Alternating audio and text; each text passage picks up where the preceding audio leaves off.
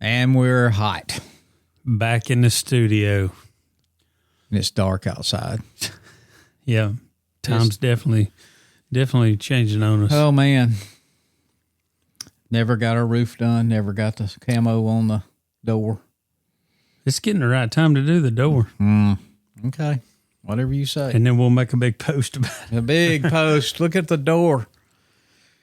Maybe we can get her to paint the inside of it over here and get that handprint. I don't know whose that is. It's a little hand. It could be of a dead person. I don't know. Maybe that really wasn't there, and now it is. Yeah, it is. I don't know exactly when this will air, but it's kind of Halloweenish time for us. So it's a little. At least the lights turned on. I can say with these cooler mornings and cooler evenings, it has definitely made the deer move a little more. Yeah. Only thing I hate about it is them acorns are falling and my bucks are gone. My does are staying around, but my bucks are gone. All you can hope is they all fall quick. It rains and rots them. I mean, I don't know what else you can ask for. I mean, if you was a bow hunter, you'd be loving it, though. Yeah. I mean, if you bow hunted every day. Mm-hmm. And I still find it weird here. Well, it's the 16th of October for everybody. That's when we're recording this. It'll probably be November before this comes out, but yesterday was the main opening day for Alabama, the biggest zone. Zone A, isn't it A? What they call it? Whatever. This is zone C. C, whatever. Well, it would be everything but A. A's Winston County. Yeah, okay. So the whole state's in but Winston County. And it opened on October 1st, and gun season opened November 1st. Yeah, okay. They're kind of a month. So the rest of the state's in, but I was at work, and it was kind of like, what are you doing here? I'm at work. Then today, the first day of bow season, I said, I hadn't hunted the first day of bow season 4 or 5 years, really longer, and probably ever since I broke my wrist, it's just not been the same. Although I got out again today up at the shop. I mean, I'm stacking them 20 yards. I'm getting them inside a Coke can at 30. I feel pretty good with the bow. That's good enough. Yeah. Good enough. I just got to find my rangefinder and get a battery. I can pretty much tell what 20 yards is. I wish I was elevated, though. Everything's going to be off, unless you've got one of them rangefinders that tells you. Mine does, yeah. Yeah, mine don't. Well, as far as I know. Because my nice Nikon was missing. Mm-hmm. And so I needed a quick one, so I ordered one of those Tidwies. Oh, yeah. And it's got all that in it. My Nikon doesn't even have that. And what's cool about it, USB rechargeable. No more of them the little 3-volt battery. See, I can't ever remember it. That's what I need right now. Vans sitting on the counter at Vans. Is that They're them? right there. Okay. Yep. I'll stop tomorrow and get one. Yep. Well, look. I'll show you this little Tidwee. It's a pretty cool little gadget. And is that how you pronounce it? I always call it Tideway, Tidwee. I don't know how they pronounce it. I wish they would put a little audio on there and say, thank you for shopping. It's like that big. Yeah. And it does angle and all. Yep. Amazing what them Chinese are doing. It's Chinese. Hey, as long as it killies. I mean, your Nikon's Japanese. Mm-hmm. My Vortex, where are they made? I'm not sure on Vortex. I ain't either. I know it's heavy duty. I like it. I know they were good to us at one of the shows. They brought us some glasses and stuff. They did. We hope to be pro staff with them one day. They just don't have any room for us right now. Speaking of pro staff, did you get your mossy oak? I did, man. Everything's better in bottomland. I wish there's some new bottomland. I'm going to tell you what I'm really hurt over. Being an old man, I came up through original bottomland. I came up through full foliage. I came up through everything that they're reintroducing now because all these young bucks ain't never seen it. They got the new fall full foliage. I've still got a whole outfit down there. I was in the drawer. Well, you need to bust it out. It's in style. Oh, I gave 2 of the shirts to my brother last year, and I said I should have kept that. That's vintage. But anyway, yeah, I got my box yesterday. I opened it this morning. So, thank you, Mossy Oak. Yeah, love the hat. So yeah, the hat's great. The polo's really soft. I like it. Well, that's the companion, the Tom Bigby is that thing. What it is? Yeah, it's the Tom Bigby. Yeah, I like it. It's long sleeve, isn't it? No, Mm-mm. You sure? Yeah, Laura opened mine, checked it for me the other night. I thought I opened mine. Mine was long sleeve. You might have got a long, I got a short. I don't know. I'll look again. It's in there. But that shirt's like so soft and comfortable. I thought, man, I'd like to get ours embroidered on there. I just don't understand why we don't get more long leaf. I'm thinking about pines. Long sleeve shirts. I mean, most of the time we're in camo. I mean, except in the summer. I'm in camo shorts right now, but I would wear it fall, early spring. Winter, WTF. I'd be wearing it a whole lot more than a short sleeve. Mm-hmm. Let's put it that way. And short sleeves are cheaper. Maybe that's why we got it. I don't know. Anyway, I appreciate it. What's his name? Jason Hart? Mm-hmm. Okay. Well, all right. Well, tonight we got something a little different. Yeah. Good friend of mine, long time acquaintance. I met him, back in the 90s. He was a guide at a place I hunted here in Alabama, and we just got to be friends, and I followed him. He was guiding up in Illinois. He's had a heck of a life. He's a outstanding turkey hunter. He's done a little bit of everything. So we're gonna talk to Donnie McDowell. I'm not sure exactly where he lives down in South Alabama. Roanoke. Is it Roanoke? He's down by me. Okay. Yeah, because we got talking turkeys down in that part of the world. Okay. Well, good. You need to give him a key to the gate. I thought he might give me a key to his gate. I don't think you got to worry about it. He's got a different view right now of Alabama turkeys. Well, he's planning on... He don't pull the trigger. Well, he's been taking a lot of pictures, I think, and videos. I think that's what he's doing instead of killing them. And we'll find out tonight. And he may not even be a Bama boy for long. No. We'll see if he gets We'll see if that. he's changed his mind since July. Well, all right. What do you say we go talk to him? All right. Let's go talk to Donnie McDowell. Donnie McDowell, you here? I'm here. How you doing? I'm doing good. I'm off work for the next 3 days, so it's always good. Are you off work to hunt? Is that what it's for, or are you just... No, we work 4 days, 10 hours a day, 4 days a week, so I get 3 day weekends. That's nice. Yeah, it is. That's how the 3 day weekend is good. The 10 hours at 4, oh man, that's rough on old man. Oh man, wait a minute, hold on. Let's get all this straight. How old are you? You're not a woman 56. I can ask. How old? 56? Jesus Christ, you're not old. You're still in diapers. Man, I turned 60 this year. I knew you. Once again, unless I'm talking to some OG guy, I'm the oldest one everywhere we go, every place we visit. Hell, I'm older than everybody in our booth at the convention. They ain't it's just, God. I thought me and you was real close, but well, that is pretty close. Yeah, that's far. Not anymore. Once you get this age, man, time flies. Does it not? It's crazy.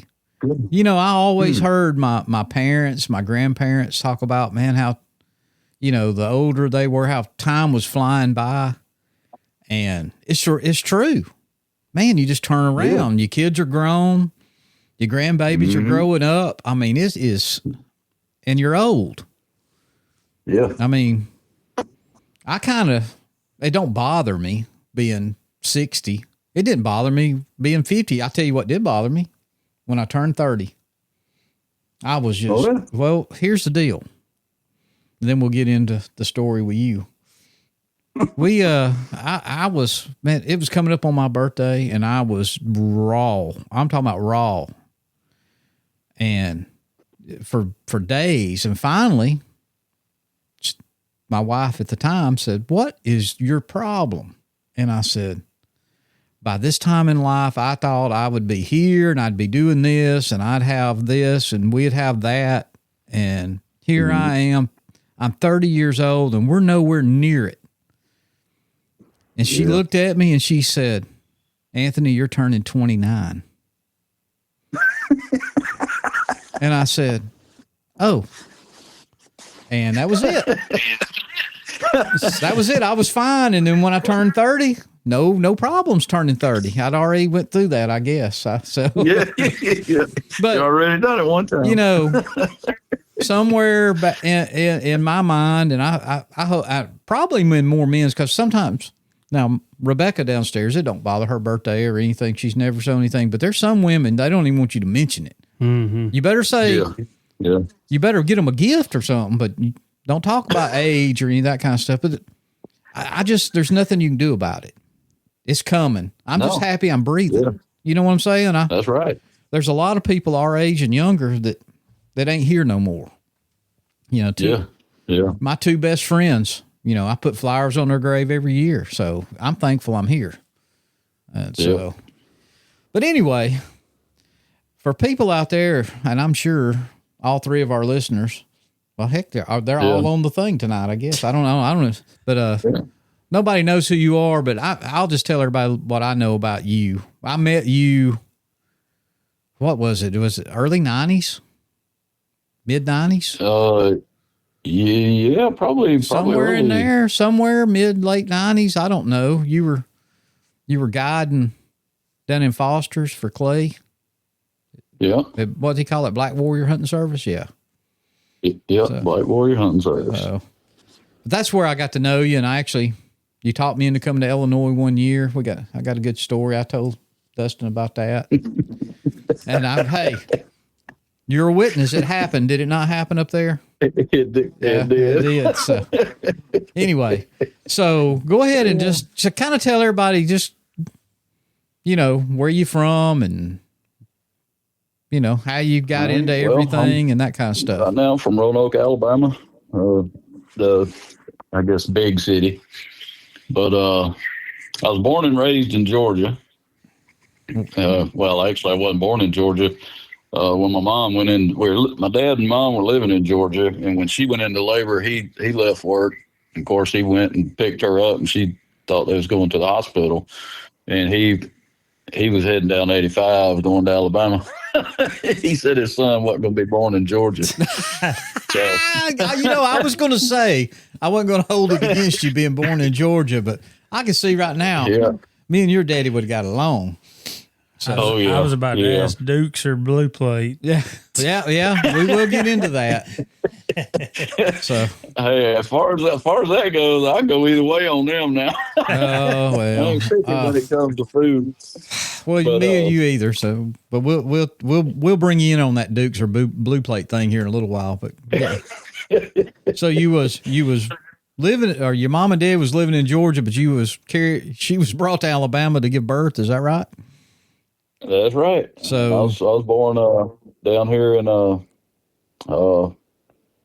Lee County, I believe it was. Just down. So you're So you're an Alabama boy, born. Yeah. I don't know about bred, but born anyway. So. Yeah. Well, probably a good chance I was bred now. That's where it all started, I imagine. But growing up, we spent if it wasn't deer season or rabbit season, we were down there on the river fishing, and that's I guess that's one reason I'm not into fishing that much now. It's because I did it so much when I was younger, and it wasn't really so much for fun or sport. It was it was like a job. You had to eat. So but yeah, that's where it all started. And then my dad, we'd started coming over here turkey hunting with my cousin that lives here in town. So how old were you then?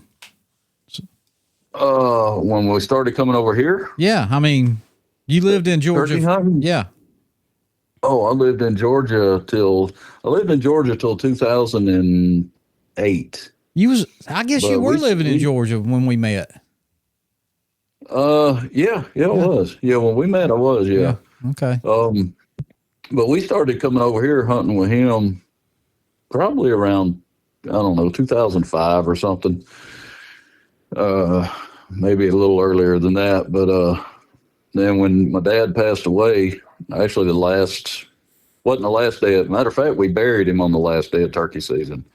for Georgia that year. We were on a turkey hunt on some public land. He had a heart attack, and but when we were over here hunting, he grew up kind of around this area here, and well, his grandpa and grandma lived up here, and he'd come spend time with them. Sure.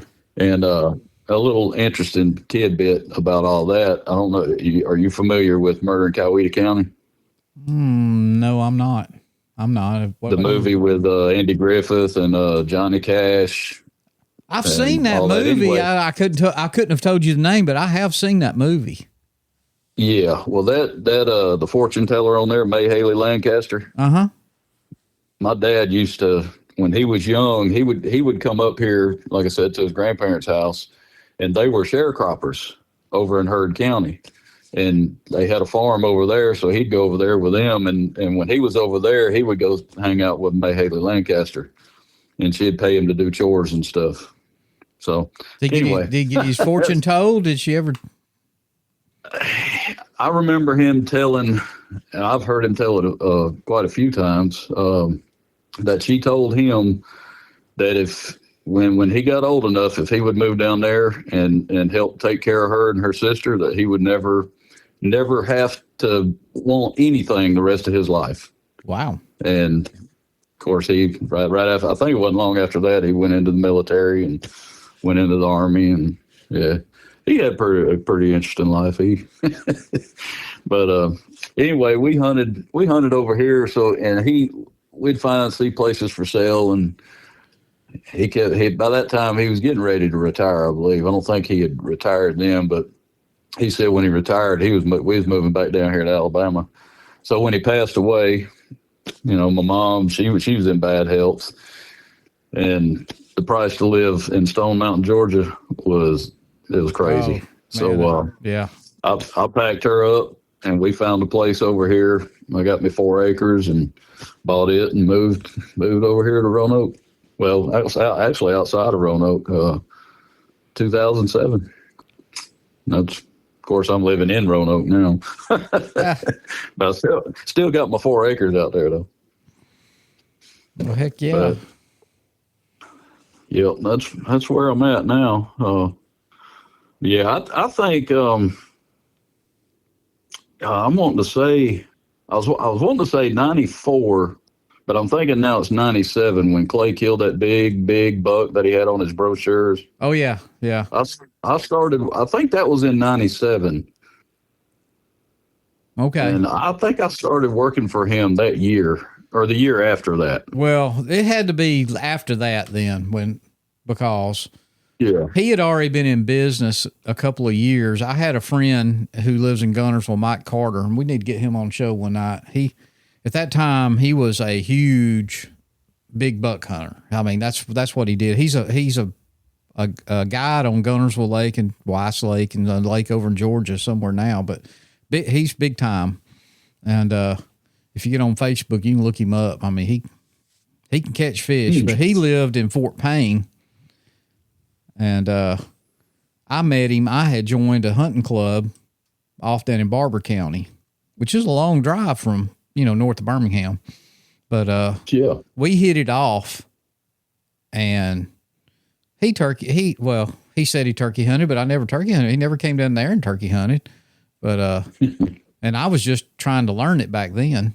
So that was in the 98s when I killed my first turkey. I never killed turkey till 98. So anyway, he had came over there and hunted with you guys sometime because he had killed a big old buck. And you probably will remember the name of the stand. I don't remember all them stand names now, but the stand that was out there, you had to wade through all that water, that tripod. It was it stayed wet in there. You could hear the deer walking in the water if you sat in that tripod. Clay never would let me hunt over there. I hunted it one time. I always wanted to hunt it. Wasn't across that lake, was it? No, that was my favorite stand over there across the lake. No, this one was over there on that property that sold, and they high fenced. Yeah, on the rice bottoms over there. Yeah, but this was out. Yeah, it was out. It was always wet. I mean, The deer walked through it, but he killed a big old deer, and it ended up being kind of messed up. But man, he didn't say anything but good things, and that's what got me. That's when I called and got me a hunting trip down there. Just from what Mike had told me, and of course there you were. So there I was. There you were. Thank God you was there. Somebody had to wake Clay up every morning. Yeah. But anyway, before we get that far ahead, let's not jump too far ahead, because I want to know, and I think Dustin does too, how you worked your way up from a kid hunting with your daddy to getting into the guide world and video world and turkey world. Of course, apparently you and your daddy turkey hunted a lot, apparently. And he growing up, he didn't turkey hunt. I remember when Georgia, and I can't honestly say it was the first turkey season Georgia had, but I remember him saying, "Oh, we can hunt turkeys now. We got a turkey season now." But he never went turkey hunting. He would take me, and he'd pull down into the woods, and by that time I think I was probably 8, 9 years old, something like that, and he'd send me down the road, go sit in that holler down there, and I'd go down there and turkeys had gobbled, and I had my old lynch box call, and I even had the instructions there, and I was yee-out, doing all that. Turkeys was gobbling. I'll never forget it, because I think then the regulation said it had to be bearded turkey. And I asked him, well, what does it mean bearded? And he said, it's in red things on their neck. So, okay. So the first morning, I'm sitting there doing that on that Lynch World Champion box call, and I it had to be turkeys gobbling. But I remember getting back to the car and telling him. He asked me if I've heard or seen any turkeys. I'm like, I didn't see any. Don't think I heard any, because there was something down there making all kinds of noise, and it was turkeys gobbling. So you didn't know it was one gobbling. You just heard the noise. No, yeah. To me, it's just a noise. I had no idea. I mean, I didn't know. I was like, dang. So a couple of years went by, and I got me some Dick Kirby tapes and listened to them, and of course all the Quaker Boy calls, and and it went on. He still never turkey hunted until, golly, I was already working in Colorado. He had started a little bit going with me before I went to Colorado, so probably the 80s. Okay. Because when he started. Well, I mean, hunting. Did you find somebody to help you when you was young to figure out that was a gobbling, or just listen to those tapes and just listen to those tapes? You're kind of like me. You were self-taught. We didn't have no internet, and right. Yeah. Well, even if you knew somebody, most of them would lie to you anyway. I know. Yeah. Yeah. So. Well, we didn't know anybody. Well, I take that back. I went to school. Well, later on when I started in high school, one of my good friends in high school, they were turkey hunters, and they were pretty good at it. And so I never hunted with him, but I'd tell him what happened during the weekend, and he'd tell me, this is what happened, and yeah. And so I kind of, talking to him and stuff, picked up a little stuff. But other than that, I was self-taught. I had nobody, and it turned out to be good, because we had 500 acres in Jasper County, Georgia, on Murder Creek, and probably the 4,000 acres surrounding us. We had a 3,000 acre hunting club on one side, about a 1,500 acre hunting club on the other side, Cedar Creek WMA to the north, and then another big hunting club or two to the south. And nobody turkey hunted, just me.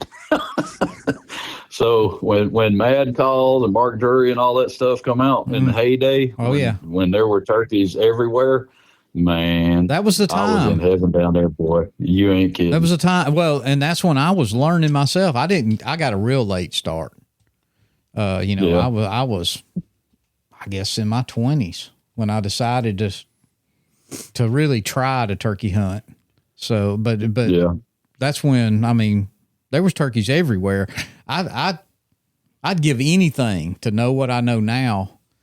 It'd be back then on that property that we hunted. We had 3,000 acres down in Barber County, and it was an old plantation. Now, it'd been Miller family owned it, but you know, Georgia Pacific had timber rights, but there was big, giant hardwoods that his mama, she was still alive then, the boy we leased from, and she wouldn't allow it to be cut. I mean, beautiful. And there was turkeys everywhere. Mm-hmm. I'm talking about everywhere. Yes. I mean, you just mess up, bump one, and you just get up and move on because you're going to see another 2 or 3 of them, you know, that day. Yeah. I mean, it was nothing. Yeah. I heard I heard 12 or 15 one morning and one bottom gobbling. Yeah, yeah, that's how it used to be. I mean, it was you know, it's really it was a small camp area, probably. I don't know, you might could fit 3 or 4 medium-sized campers in it, and we would get up in the morning. And this was, I guess, probably the early 90s. We would get up early in the morning and be standing there in camp waiting to hear one a gobble, and you couldn't even get out of camp. Another one to gobble. Well, that one's closer. Let's go to that one. And before you know it, 30 minutes has went by, and you're still standing in camp.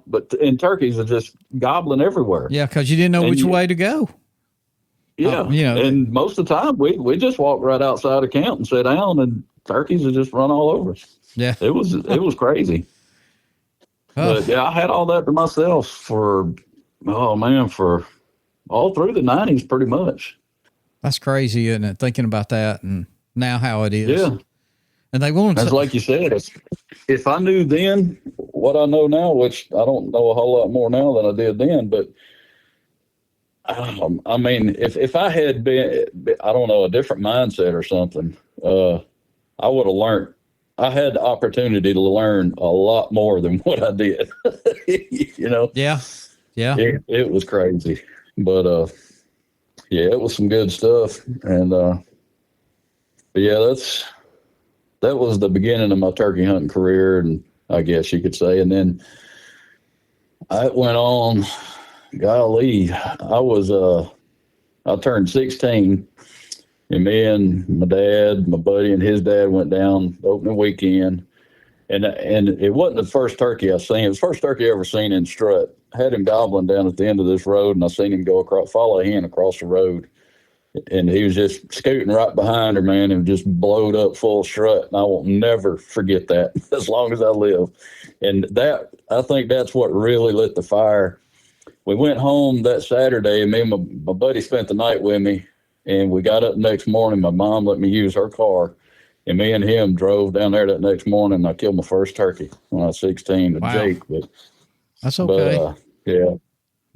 There was plenty of them then anyway. So. Oh yeah, yeah.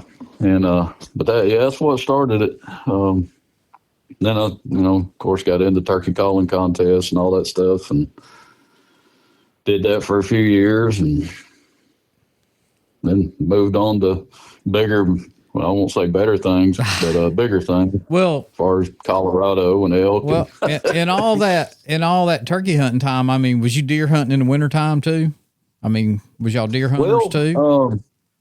Oh yeah. We deer hunted religiously every weekend.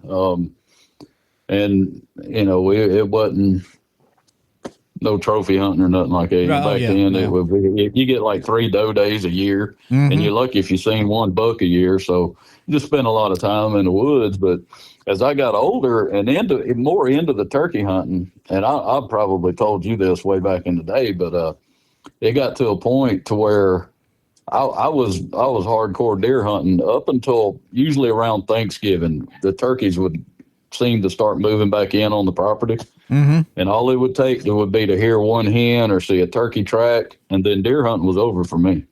And a matter of fact, I bought my dad a 270 one year for Christmas, and we was going to put a scope on it, and he wasn't going to hunt with it until we put a scope on it. So I took it out the first morning. I'm sitting in the tree, and 5 big gobblers come by, and they went off down the hill, and then they got in this big fight down there, and then I seen some hens go by. So I climbed down out of the tree, and I'm following these turkeys, and I didn't want to lug his 270 around, so I propped it up against the tree. I go on out through the woods, following these turkeys and trying to video them and all this stuff, and I come back, and I can't find that gun. Oh, you didn't pay? Yeah, I remember you telling me that story about setting that gun down and losing it. Yeah, yeah, buddy. But that's I ended up finding the gun, but yeah, that's what I would, and I'm still that way. I deer hunt. The last, I don't know, probably 10 years since I moved over here, I hadn't really. I burned myself out during bow season. By the time November or something rolled around, I was burnt out on deer hunting. I'd go to the woods and more or less scout for turkey, but the places I had to hunt then I don't have now. And so, but I still now, since I hunt public land, if I'm deer hunting and I hear turkeys, deer hunting's over with. Yeah. There's nothing better than a bluebird sky day in the January and you hear an old gobbler sound off on the roost. Oh, I love it. Yeah. I just know it's just a few weeks away. Right around the corner. Yeah, it's right around the corner. Yeah. My old hunting buddy and partner, that's what I'd tell him. I said, man, I heard one he gobbled 3 or 4 times on the limb this morning. And I'm sorry if there's little kids sitting listening. He go, he's just having a wet dream. He's getting ready. Yeah. Warming up. Warming up. So, yeah. So when, I guess about high school, when did you decide that, hey, I might just do this, Oh, I would have to say I was in, I knew before I got into high school what I wanted to do. I have a picture. I was 3 years old, and my dad is actually, he started deer hunting the year I was born. He never deer hunted until then. And I was 3 years old, and he was leaving to go deer hunting, and he kneeled down in the driveway holding me, and I'm crying my eyes out. I wanted to go with him. And he told my mom then, he said, if I come back home, he said, I ain't going to leave him here again. And that next weekend I went with him, and I don't remember that because, I was 3 years old, but I don't know. That's just, I guess that's when I got bit by the bug, and that's all I ever wanted to do. I mean, all through school, I guess I ain't why I didn't go to college. Well, I guess it is, but that's just all. I wasn't doing schoolwork. I had my outdoor life from my Georgia Outdoor magazine, some hunting magazine, in my notebook, and I'm looking at that, and instead of my schoolwork. But when I got into high school and we had to meet with the counselors, they ask you these questions. What do you want to do? Because we had they called it OEC, the Occupational Educational Campus or something, where you could take welding, carpentry, and all this stuff. And I've always liked woodworking. I've always liked, working on cars. But when she asked, what kind of career, what do you want to do for a living the rest of your life? I without even thinking, I just looked at her. I said, I want to hunt. And I'm surprised my dad didn't slap me out of the chair. He looked at me, and I thought, but she's like, well, yeah. He's like, you can't do that. Yeah. You got to get a job. But that's what I always wanted to do, and never really thought, because back then, down here in the South, and I knew. Well, later on in high school, I kind of had picked up that unless you knew somebody, you wasn't going to get into that type of business. Of course, it was still new then. Oh, too. yeah, yeah. Videos were coming out. When me and you was growing up and little, there wasn't no quote unquote. I don't really like the term hunting industry, but that's what it is, especially today. Right. It was just getting started. Right. If we'd have known, a Will Primos or Toxie or them kind of guys, or had a connection, you might have could have got in. But that was foreign. They were superstars in my book. I didn't have no clue. Yeah, exactly. And and as far as like guiding, I didn't even, other than like reading in magazines, but all your guiding stuff pertained to out west. Or, Alaska, places like that. There wasn't, I don't ever remember seeing a whole lot of stuff where people were paying to come to Alabama to shoot deer or turkeys, But, so I figured I hit my late teens, I guess, probably like a lot of people. I kind of went down the wrong roads, hung out with the wrong people, made bad choices, and I didn't get myself in a bad spot, but I was real close to it. And I knew that if I didn't make a change, that I probably didn't have a future at all. So and this was golly, I think I was 18. No, I guess I might have been 19 or 20, I guess. And so I thought, well, I was a mechanic working 10.5 hours a day, 6 days a week. Wasn't getting to hunt, and that was killing me. That's not to mention all the other crap I was into. But I seen an ad in the back of some hunting magazine about big game guides, school up in Trout Creek, Montana. And of course, I thought about it in a little while, a few days or whatever. And I don't know, got a hair up my butt one day and got in touch with them and got all the stuff, you had to take a home course. And they sent you these like big books with everything in it. And then after you studied for a few weeks, they'd send you a test, and then you'd take the test and send it back. And you had to pass that written test in order to be able to go up and do the hands-on. and for the first test, I was reading, and I was like, man, I don't remember reading this crap in here. Yeah, I don't know none of this. And then, it hit me. Well, it's in the book, man. Open the book. Yeah, the answers are there. Just find them. Yeah, so I just had to go back through the book. Of course, I aced the test like everybody else. But so I went on to, I think that was I wanted to say around 90, 91. I went to Trout Creek, Montana by way of Amtrak. Oh, my goodness. Yeah, it took almost a week. But I went, and at that point in time, I had been to Florida, I think 2 times in my life, and I had been to Cherokee, North Carolina, and here to Alabama. They're the only states I'd ever been in. And then within about 2 weeks, I had been all the way up the East Coast, all the way across to Northwest Montana. That Georgia boy had done some traveling, didn't you? Yeah, I did.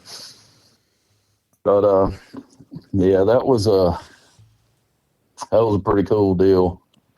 Well, tell us about it. I've always wondered what goes on in a guide school. Well, later on, I found out that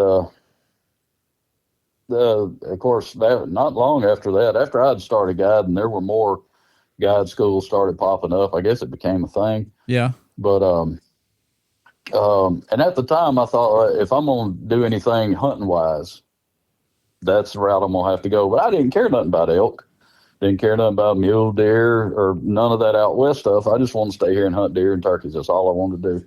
But so I get up there, and of course, they teach you everything. Well, I'll say teach, but they kind of show you a little bit how to find elk, track elk, where they live, their habits and all that.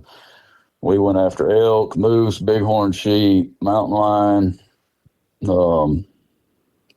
They really didn't get into mule deer or whitetail all that much. And it's funny because when I talked to the dude on the phone, the first thing I told him was like, I want to be a turkey guide. Oh yeah. We a big demand for turkey guides. I can get you a job right now guiding turkey. Well, when I get up there, I don't even know if they knew what a turkey was if it didn't come out the freezer section at the grocery store. Butterball. Yeah. And it's weird because there were turkeys everywhere.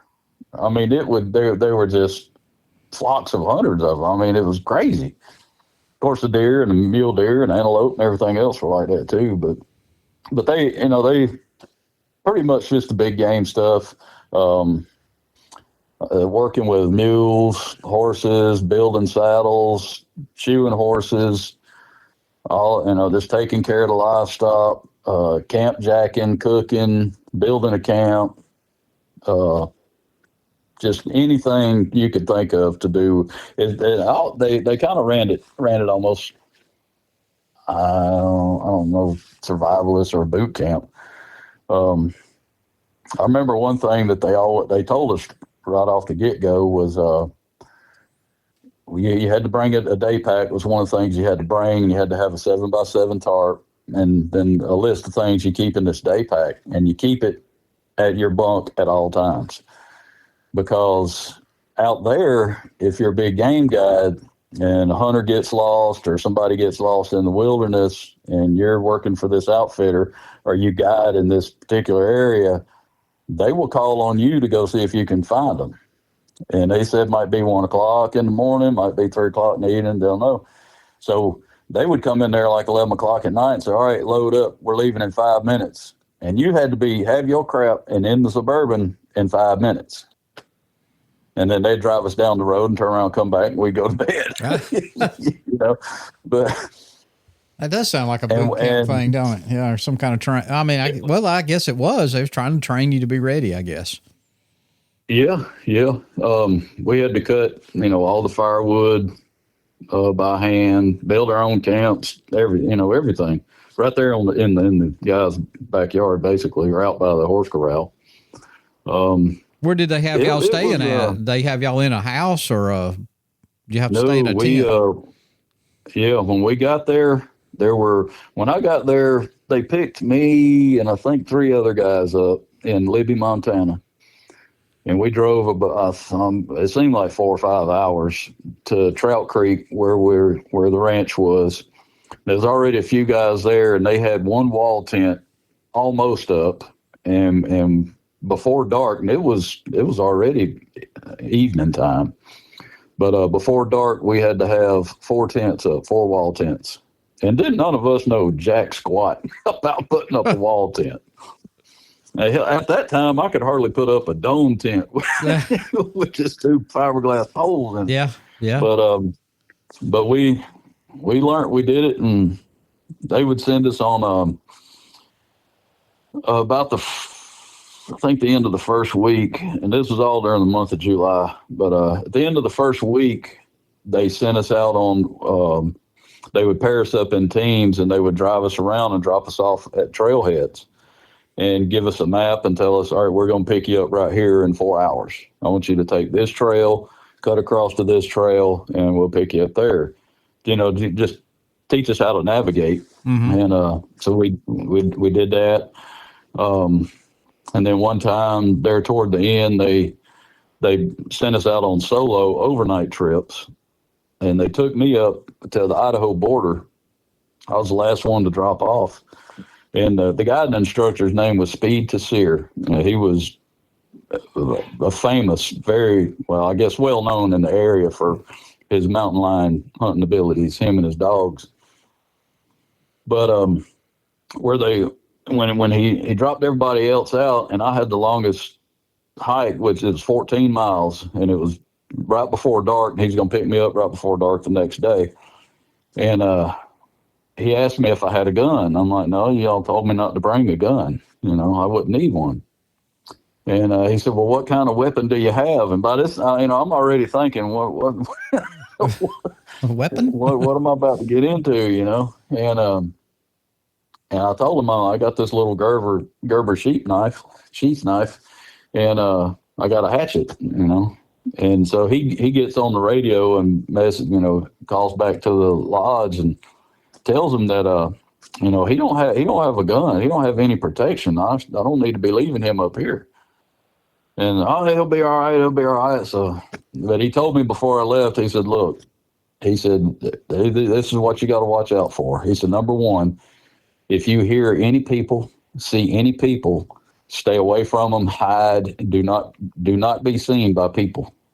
It's Aryan Nation training grounds up here. And I don't know if you remember back in that time. Yeah, that's when the Aryan Nation, all the skinheads and stuff. Yeah. And they were causing a lot of trouble up there around Idaho and the Montana border right there at Canada. And then he says, other than that, you may see a grizzly bear or a mountain lion. Stay away from them too. And I'm thinking, holy crap, man, I got a hatchet and a knife with about a 2-inch blade on it. But I took off, and there was some crazy stuff happened on that 14 miles, but got on back down. And one of the things I won't ever forget either about that. It started raining about midday that day, and by the time we all got back down to the trailhead and met up, it was pouring rain, and had been for about an hour. And we're thinking we're going to jump in the Suburban, get dried off, and Speed gets out, and we're all, gathering up right there at the Suburban. And he said, "All right, you have a hunter dying of hypothermia." And what they taught us was, if somebody starts getting hypothermia, you have about 15 minutes to save them. And so he said, "You have a hunter dying of hypothermia. Get me a fire going." And he wanted a fire with at least a 4-foot flame, and within 15 minutes. In the rain. And boy, in the rain, pouring rain. I got pictures of it. I was looking at them earlier, and we did it. We there's about 3 or 4 of us. I think we had 3 fires, and we had pretty good fires too. But yeah, they we had to do first aid, CPR. We had to get certified and all that. And it I've heard of other guide schools that I love the one I went to, and I've heard of others, met guys that come out of other guide schools, but they didn't do a lot of the stuff we did. They did a lot of other kind of things that I never even got into guiding. So as far as I'm concerned, wouldn't have anything to do with guiding, but yeah, and of course, if you graduated, they guaranteed you a job. So 11 of us graduated, and they told us when we graduated that within a year's time, they said there'll probably be maybe 5 of you still guiding. At 2 years' time, 1, maybe 2 will still be guiding. By 3 years, if 1 of you are still guiding, we will consider this class a success.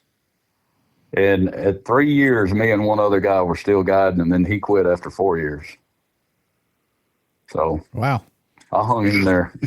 Now, was you still up there? Did you? I mean, were you guiding for them guys all that time? Or?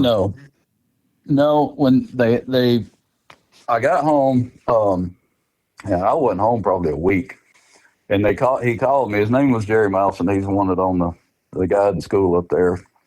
And he asked me, where I wanted to guide, and I told him, I don't care. I said, I'll go anywhere. I just don't want to go to Colorado.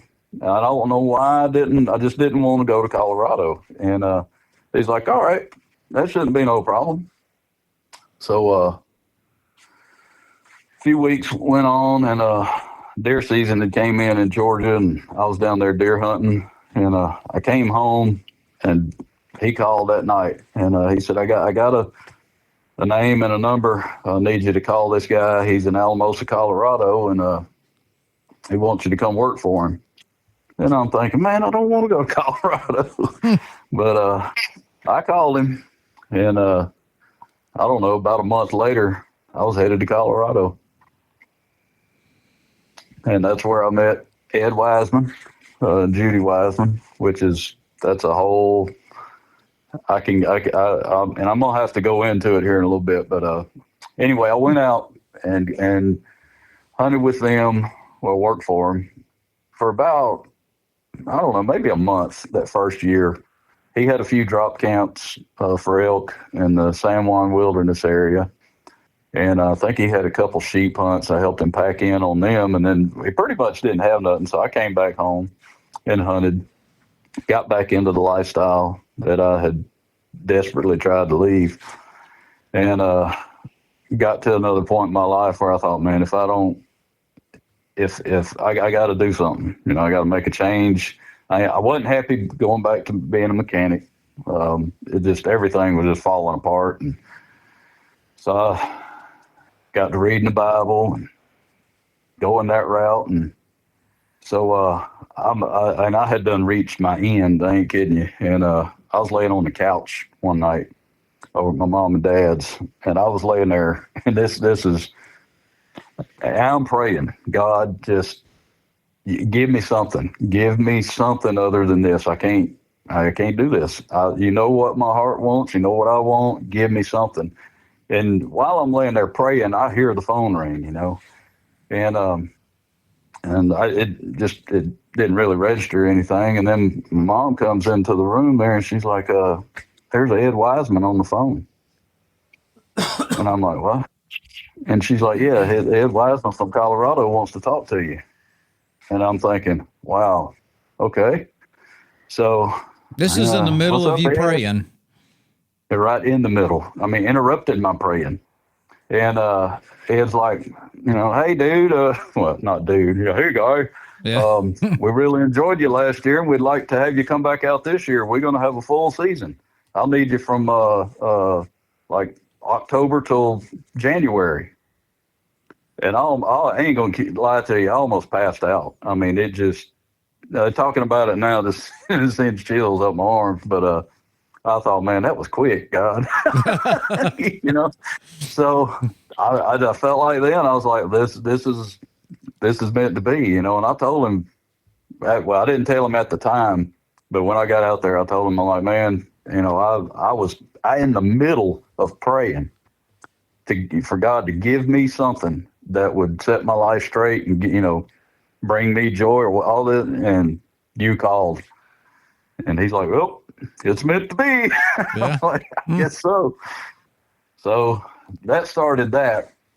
And then the interesting part about that, I found out a little bit the first year I was out there, but not really enough to where it even registered with me. But I found out that he was attacked by the grizzly bear in 1979 in southern Colorado, where there were no grizzly bears, and killed it. And I'm sure I've told you the story, but yeah, last day of archery elk season, he was attacked by a grizzly bear, and ended up stabbing the bear twice with a handheld arrow. Killed the bear. The bear nearly killed him, and and then there's a whole story that goes along with that, with as far as him and the bear and everything that happened. But I go through that hunting season, and I come back home, and I'm telling my dad about it, and he's looking at me real funny, and he always kept any type of magazine that had anything to do with Alabama football or kind of odd hunting stories or stuff like that. He would keep the magazine. Well, he goes in his room and he digs through this box or somewhere. He pulls out this Outdoor Life magazine and brings it in there, opens it up, and lays it down on the table, and it's the story of Ed Wiseman getting attacked by the grizzly bear. Wow. That he had kept since 1979. Now, this is in like the 93 or something like that, or probably 91. And I thought, wow, this is pretty cool, And so yeah, I got to work for him, and right now there's been, I think two books have been written. Well, one of them wasn't written about Ed, but his story's in the book. Guy Dave Peterson, who used to be the editor for Bowhunter magazine, came out and did an article. Yep. And he stayed in camp with us about a week, but he wanted to get Ed's version of the story because he believed all the lies like everybody else did. And so he come out and we hung out with him for a week in elk camp, or getting ready for elk season. But he ended up putting that story in the book Ghost Grizzlies. And then a friend of Ed's, she wrote a book about him a few years ago. And then I think she's written a revised edition since then. And I found out about a month ago, Judy, Ed's wife, contacted me and said that there's some young dude, who is wanting to make a movie about it. Oh, that's cool. And she's wanting to know if I could remember how to get to the attack site. And I was like, yeah, I was just looking at it on the map the other day. And I'd pulled it up on Onyx and was looking at it on Onyx.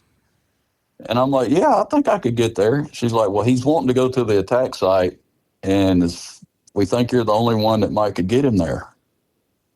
And I'm like, yeah, I'm up for it. So Yeah, I don't know. I don't know if that'll come through or not. Hopefully it will. I'd like to go see it again myself. But Wow. yeah, yeah. So, but yeah, and as far as the guide, and and I talk to people at work. I don't. They ask me, well, what did you used to do? And I tell them, and you know, they don't understand a guide. What do you mean?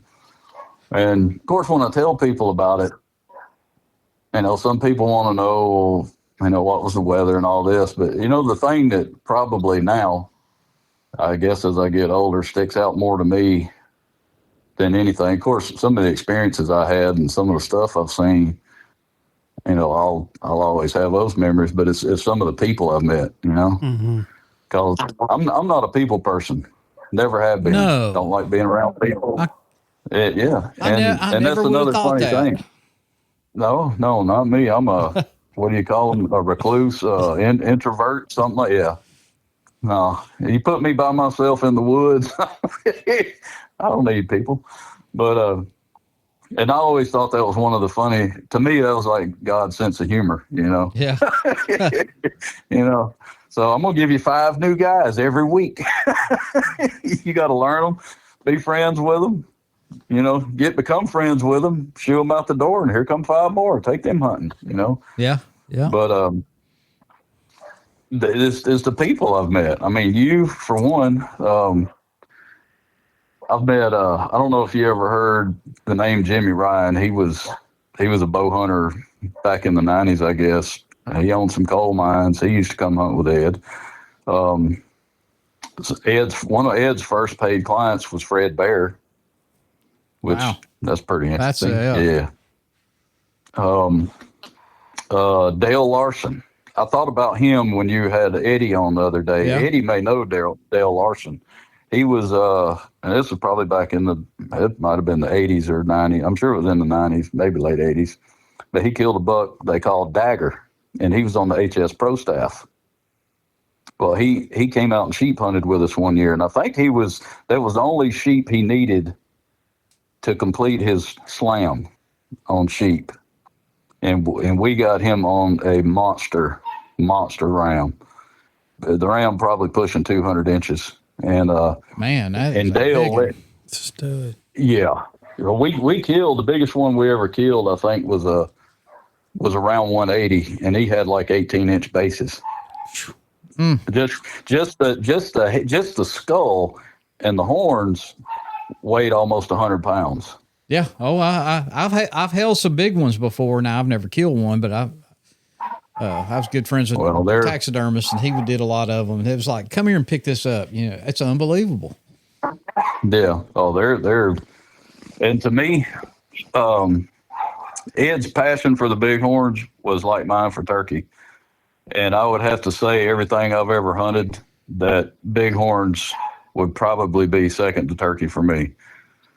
There's something about them, the country they live in, and that's another one of the things, I guess, from guiding that I've picked up and I'm blessed to have experienced. But then, like, with Dale Larson, he had his own video camera. He's like, here, if you can get me some footage, this will be on the videotape.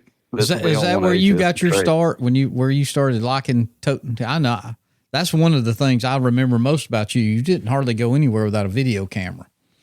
You video? No, I started that back. As a matter of fact, the year Primos came out with the phone in distress call. Mm-hmm. That's when I got a video camera and started videoing. I bought me a Nikon 8mm video camera. I wish I still had it. That thing was bulletproof, and but that's what started it. I was already doing a little bit of video, and I think I had already videoed a sheep hunt out there by that time. But yeah, I really wasn't videoing a lot out there so much just because of the weather. It'd get cold and my batteries would die, and I wouldn't have any way to charge them. Right. But every once in a while, I'd take it up and just use it until my batteries died. But I started videoing more hunts out there, and then of course over there with Clay, that once I videoed a hunt or two for him, that that it became my job. Yeah. go hunt with so and so and video them. Like, man, Clay, I don't want to do that. I want to put them in a tree and then go lay in the sun and sleep. But I mean, I've met a lot of cool people that yeah, it's been pretty cool. But after, I think Ed, I worked for them 7 or 8 years, and then he sold the business to a guy named Butch Rawls from Tennessee. Actually, he's from North Alabama, around Millport, and old Southern boy, smoked cigarettes and drank coffee like nobody's business, and he's just like anybody you'd meet around here. So he went up when he bought the business. He come into a sheep camp with us, and rode up in the sheep camp, and that's when we were introduced. And Ed's kind of showing him Sangre de Cristos, and this is where sheep hunt and all this stuff. And me and him get to talking, and he asked me how much I made a month. That's how I got paid. And I told him. He didn't say anything, and then about a day later, he was going to stay the full hunt, which was 10-day hunts. We booked 10-day sheep hunts. It was a 45-day season, and we'd book 10, anywhere from probably 8 to 15 sheep hunters a year. Wow.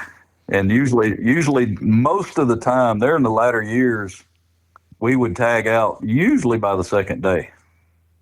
Wow. And so yeah, we were doing your homework there. Yeah, we were. Ed that was his thing, and we were killing some big rams too. We had that particular year we had the largest archery ram in the state. We had the largest ram killed by a lady in the state. We had the largest ram in the state, and got some other award that year for the sheep hunting. But anyway, we was up there with Butch, and after about the second day, he's like, "No, this ain't for me." So I had to pack him down, and he told me when we got to the truck, he said, "That just tell me Ed paid you a month." I was like, "Yeah." He said, "No, you just got a raise." Oh, yeah. He said, "This is worth more than that." And to make a long story short, I was getting $800 a month in, which I thought was great. I didn't have any bills. Room and board was taken care of. I'm getting to run around the Rocky Mountains, And but then by the end of that season, I had went from $800 a month to about $1,500 a month. And then he put me into running the archery elk camps, but he was a good dude, man. He would actually let us elk hunt. He would take a week off, basically during the rut of elk season, and he ran a Boy Scout camp down on the Alamosa River down there, and it had a bunch of land with it. And of course, it's all surrounded by public land. And he would set a week during the rut for his guides to hunt and buy us tags. Wow, that's a good dude right there. Mm-hmm. Yeah, so I'd string that longbow up, and up in the mountains I went, boy. Never killed one, but it was fun. I was going to ask you if you had killed an elk, No, never did.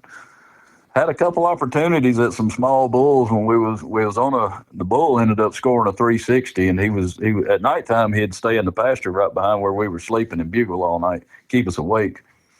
And we'd get out there in the morning before daylight and catch him as he's pushing his cows back up the mountain. So we'd have run up top and then try to catch him, and we got in close to him a bunch of times, but and I let some satellite bulls get between me and him, and I thought, no, that ain't what I want. I want him. And so I didn't shoot. And don't really regret it, But a lady ended up killing him, actually with a longbow, about a 50-pound longbow. Wow. Yep, shot him right above where we were hunting. And he's 300 and I think around 360, which is about the size of that one Clay had in his house, if you remember. Oh, yeah. Oh, yeah. Yeah. That's a big old bull. Yeah, that's a big bull. Yeah, one of them holler in your face at about 40 yards, you're going to hear it. Well, I've never hunted them. I don't know if I'll ever, that's a rich man's game now, basically. I mean, Yeah. And Yeah. It's like turkey hunting, just hunting a 1,200-pound turkey. that's Or why in I've our always case out wanted there, to they were do about it. But Yeah. Well, the bad thing is, they have a nose that is yeah, it's crazy, and a sixth sense. I mean, they can be. You can have the wind blowing 20 mile an hour in your face, and they can be 50 yards in front of you, and you think you're fixing to get the shot, and all of a sudden they'll look up, and you can see it in their eyes. They'll look around like something ain't right, and they're gone. Mm. It's like, man, what happened? I don't know. It's crazy. But then, when Butch had it, around then, I was already working for Clay then, which that was another answered prayer. Because I was wanting to get more into the deer hunting side of it, so I could have more of instead of a 3 or 4 months gig out there. I still wanted to get into the turkey hunting, and that's actually how I got the job with Clay. When I sent him I called him and talked to him, and I think he wanted like a resume or something, like I don't know, something like. Anyway, I sent him a letter or something, and I put a turkey feather in the envelope. And he told me he told me several times, he's like, that's why you got the job. He said, when I opened it and seen that turkey feather, he said, yep, I knew then you was the one I needed. I was like, well, dang, that's cool. yeah. And I think that was in I'm going to say I started with him, and that had to be about the 90s. Yeah. Well, I know when I met you, you were still going. You were still doing elk camp, or whatever you was doing up. I'm not going to lie and say I knew you was in Colorado. I just knew you were, you were just getting back. Yeah. When things were getting in full swing. I would guide out there like September, October, first part of November, almost up to Christmas. And then I'd come back and then guide for Clay from, basically from Christmas till the end of season in January. And then started doing the turkey hunts for him. And that was a blast. That went pretty good. I had he would never. I tried to get in on a turkey hunt. I never did with him down. I don't know what it was. I guess he stayed booked. I don't know. Well, the way what he would do, he would book a 3-day hunt, and we'd hunt that 3 days if it took that long, which most times it didn't. Mm-hmm. And then he would give it about a week break. He'd only hunt like, I don't know, 300-400 a year. Yeah. And he only did that for a couple, I think 3 years maybe. Yeah. And then it just he wasn't pushing them anymore. I don't understand it. He was doing the governor's hunt and all that kind of stuff at one time. Yeah. Yeah. Well, he got burned on a hunt with I don't guess it was the NWTF. They had something to do with it, but they come down and filmed the hunt or something, and he felt like he got burned on it, and I think that kind of left a taste in his mouth, so he kind of quit doing that. And then, the matter of fact, the last turkey hunt that I guided that we did was for that Make-A-Wish Foundation type thing. Yeah. And I had a kid. They had bought this kid a hunt, and he had a brain tumor, and but he was in remission, doing good. And the kid and his dad, and they sent the cameraman and everything. And we was on that big field behind his daddy's house. Mm-hmm. And this big old joker's out there strutting, had about 7 or 8 hens with him. And there's a little depression in that field, and that's where they would get. And so I told them that first afternoon, I said, we're going to slip around this edge down here and get below them. We stay in the woods against the lake and pop up. And they're either going to roost over here by the lake, or they're going to go to the back corner of the field. And we're sitting there, we're calling, or I'm calling. And the video dude, he didn't even have camouflage. He's standing behind the tree back here behind us, and I'm thinking, God, this ain't ever gonna work. And the turkeys, we get to where we can start seeing heads, and they're coming towards us, And all of a sudden, I don't see any heads, and I'm looking, and out the back corner of that field, I see them single file hauling it, man, just getting out of there. I thought, what in the world? So I stand up, and when I did, I looked up on the hill to the right, and that kid's dad was standing up there on the hill. He wasn't 100 yards from the turkeys. He's standing up there in a pair of shorts and a T-shirt, looking at them with his hands in his pockets. Oh, my God. I thought, what in the world? Yeah, that was the first hunt of that, first day of that hunt, and the next two didn't get any better. It just kept on happening like that. We didn't get that kid. That was the only turkey hunter I got for Clay that didn't kill a turkey. So, but that went good.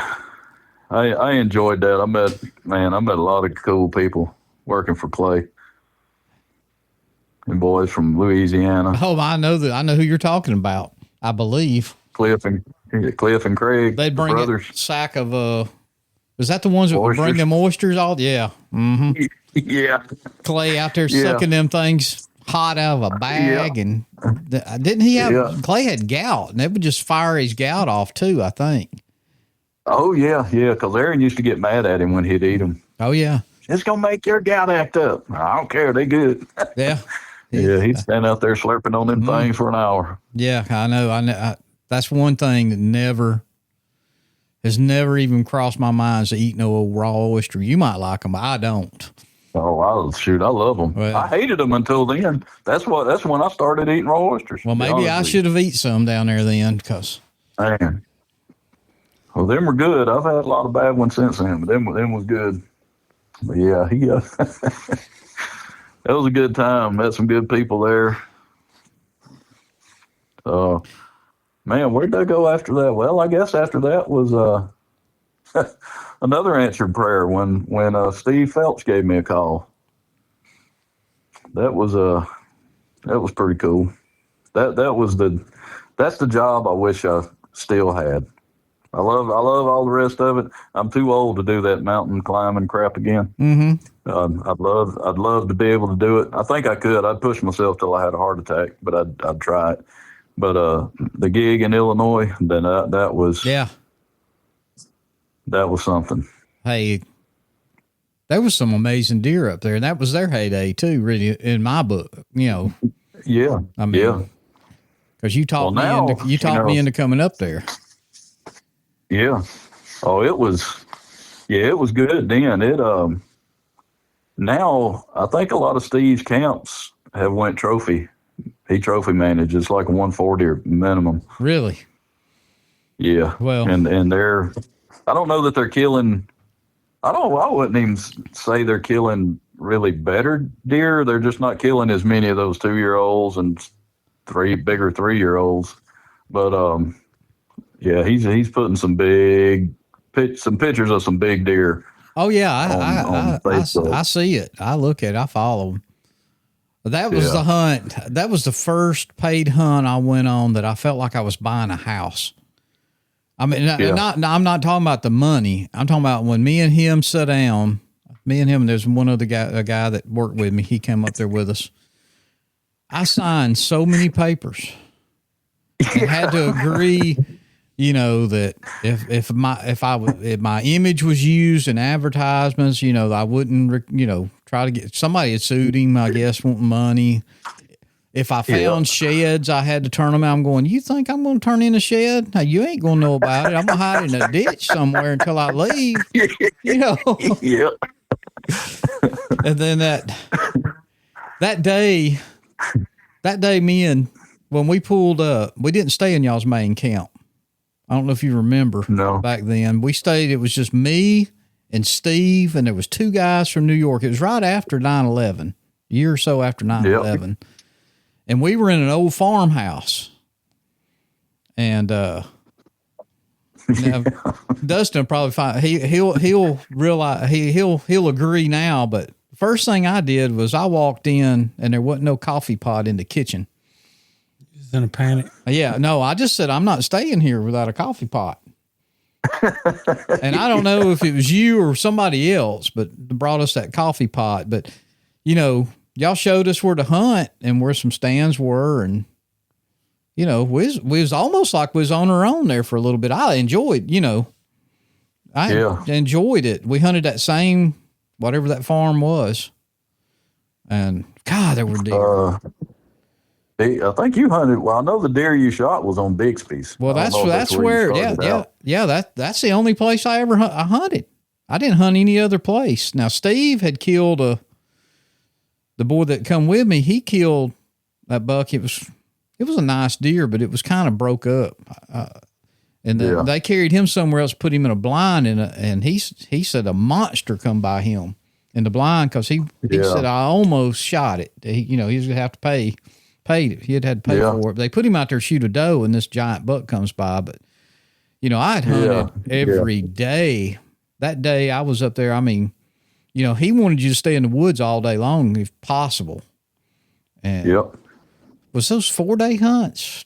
I can't remember now. 5. 5 days. They were 5. Yeah, 5 days. One day I sat in that tree from before daylight, and it rained all day. I didn't come down. And I watched 2 deer. You would have the morning deer come and go into bed. And then in the evenings, they come back by you, whatever. But I had a couple of deer bedded just on a little hillside across from me in the rain. Yeah. And I'm going to tell you, a 2-day, I'd set 2 solid days. And I don't believe I've ever wanted to be on the ground more just because I was so bored.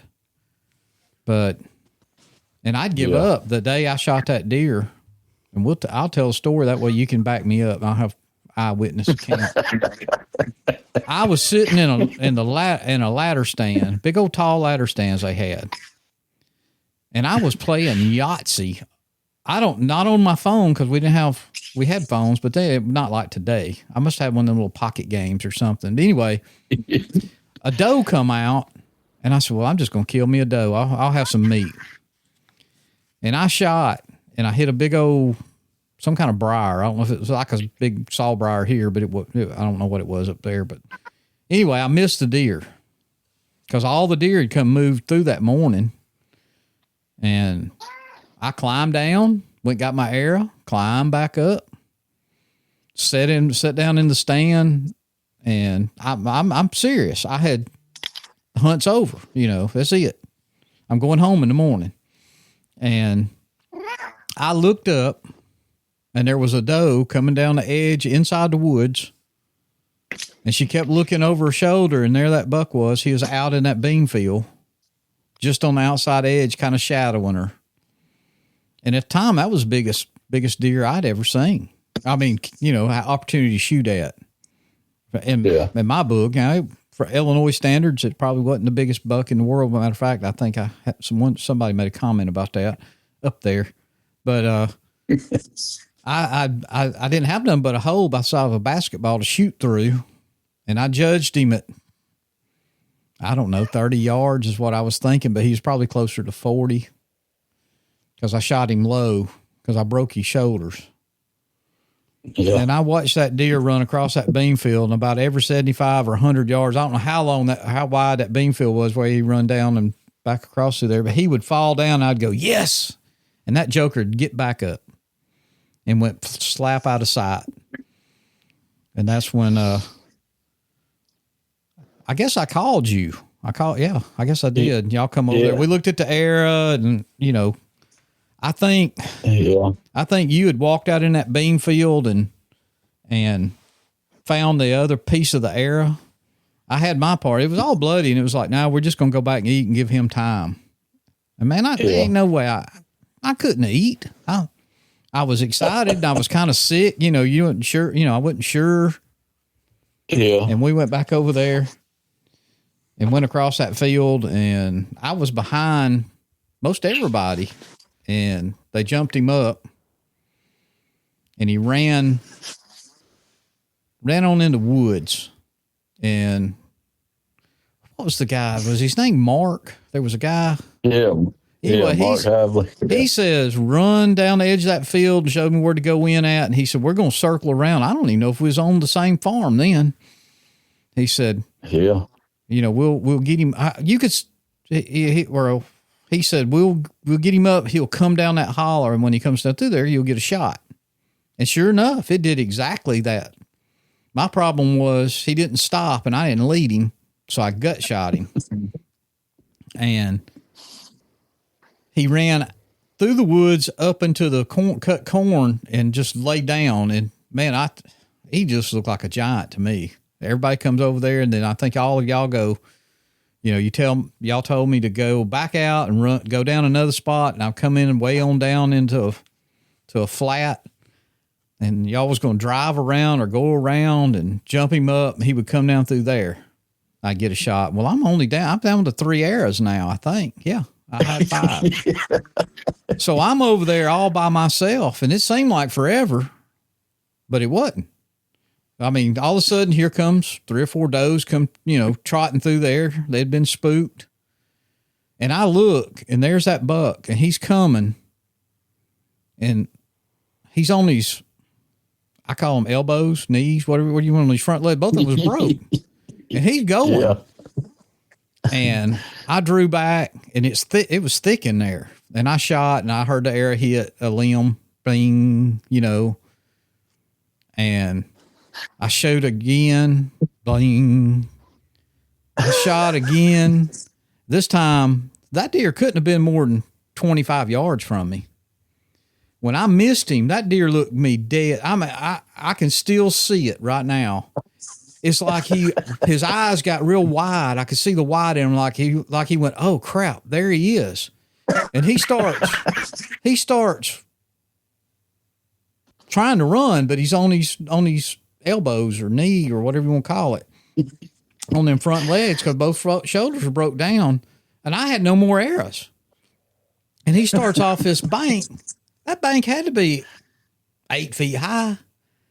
Yeah. And I said, oh no, you ain't getting away from me. And I threw that Matthews bow down, and I run up behind that deer, and I grabbed him from behind on the horns, and me and that deer went off that bank at the same time and landed in that creek. Somewhere amongst there, I apparently turned loose because I'm in the water in front of the deer. And I grab him again. He can't get up. His nose is just above the water line. And I said, well, I'll just drown you, you know. Well, you ain't going to drown no deer. I don't care how weak he is. And I put my knee on his top of his nose and tried to shove him under the water, and he did go down, but he come on up. And I'm yelling like a woman being raped, and there ain't nobody. I hear nobody. And I'm just holding on to this deer. I'm going, well, somebody's going to show up sooner or later. And finally, y'all come up. I don't know how y'all got there. I don't know any of that. All I remember is Mark standing on the edge of that creek looking down, saying, I ain't never seen nothing like this before. And I remember looking at him, and I said, get your fat ass down here and help me hold this deer. Nobody had a knife. Nope. Nobody had no arrows. Nobody had nothing. You didn't have a video camera. So a couple of them's going to go run to the truck and get some arrows or a knife or something. And I said, well, my bow is on top of that hill, and there's 3 arrows out there. And while they were gone, I guess, I don't know if you were still there or you went with them. I guess you were still there. But anyway, somebody got an arrow and brought it to me. And me, I don't know if it was me and you or me and Mark, me and somebody had that deer, and I let go and they held it, and I shoved that arrow through him and finished him off. So I don't know if I killed him with a bow or I killed him with a spear. I'm not sure. I think you spared him. You didn't drown him. No. Oh, no. No, that deer would throw his head up and throw me backwards. It's a wonder I didn't. That's how stupid I was. I never even thought about that deer killing me. And he could have easily. I remember, I remember I think it was when we were going to drive around and Junior was there and Joe Patetti. And we were riding around, coming around the fields. He was going one way, we were going the other, and everybody's on the phone. I guess this was after all this had taken place, but everybody that's on the phone was just laughing. But I remember in the field, it's like everybody congregated, and then everybody scattered. I think that's when everybody went looking for arrows and going to the truck to get some more. Let's go see if there's a knife in this truck. I was like, oh my God. I know that stuff's priceless, man. Somebody there said, you Alabama boys take your deer hunting serious. Don't play around. I said, I'm going home tomorrow. That deer's going home with me. You can go to Illinois and wrestle you one down. if you'd have just had your video camera, we might have made money off of that one. So, oh, that was a good time. It was. I'll be honest with you. I've done a lot of hunting, and as far as deer hunting, that is my most memorable ever deer hunt in my life. I've killed a lot of deer, nice deer, small deer, big deer, but never nothing like. I've never chased a deer down and grabbed him. And then you were there, and then I had that boy at work with me. He was there, and so I had witnesses. Because my kids didn't even believe me. Yeah, Mark still brings that up every once in a while when I'm talking to him. Really? Well, you tell him I said hi. That you talked to me. I'm still alive. I hadn't wrestled no more deer. Got too old to wrestle deer. Yeah, that's probably the most memorable in Illinois deer that we killed. I mean, that sticks out. I do know one of them boys, we had it up on a rack skinning him out, and he was a nice deer. You've seen him. Mm-hmm. He fell off the wall with his noses, bro. He was a nice deer. And I heard one of them said he'd been a real good deer in another year or two. Because I was standing there and I said, that's a damn good deer for Alabama standards. Yeah. That sounded like something. I don't know if Gary was there, but that sounded like something Gary. He was a big old boy. Whoever he was a big old boy. I remember he was kind of big, had a little bit of a scruffy beard. I don't know if he even worked for y'all or not, or if he was just in there when they were skinning it, because they thought they was going to get all the meat off that deer. They made jerky out of a lot of them. I guess people didn't carry them home with them or something, but that went into cooler. Yeah, we quartered him right on up, and so that was when that was. I'll just be honest with you. It was my most. I've never had a more memorable hunt. I've had some great ones. Now I've had some, and I've got my favorite turkey hunts and that kind of stuff. But that one right there is top of the list when it comes to that. And I'm just glad. I'm glad you taught me into coming up there, and then I'm glad you were there. Yeah, I'm glad I was too, because I don't know if I would have believed. See, I know. So everybody out there, all 5 of our listeners that listen to this now, I got a witness. Yeah. So I remember. Yeah, they man. Do you remember we killed? Go ahead. Now, what I was going to say is I don't know if it was that year. I think it was that year. I came down to Clay's, and I think he had carried me down there, and he dropped me off on the levee back there behind his daddy's house. I guess it was a levee back in there. And I shot a subpar buck. He was chasing. I remember you came up. I think we had him in your truck. Yeah. And you said, Clay ain't going to like this. And I said, I don't care what Clay likes. Yeah. I've been hunting down here 5 or 6 years, and I'd really not even killed a deer down there, I don't think. I brought customers and stuff. Yeah. And Clay come pulling up. I'll never forget it. He walked over there to the back of that truck, Dustin. He looked in there, and he looked over at me. He said, and you was standing there, and he said, well, is that the kind of deer they kill in Illinois?